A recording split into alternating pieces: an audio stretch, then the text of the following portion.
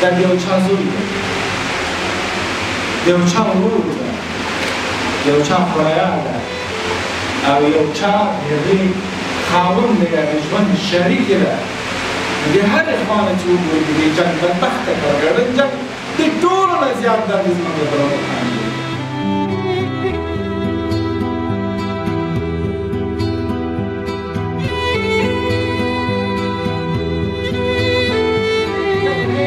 بدبخته جنګ د ټولو نه زیاتې تاسو قرباني کړئ د ټولو نه زیاته صدمه تاسو لیدلې او د ټولو نه زیات درد تاسو لیدلی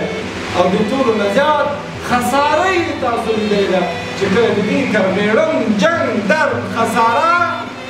او همدارنګه مشکلات تاسې ګالئ د بنان وخت دې رارسېدلی ده چې د جنګ ختمېدو لپاره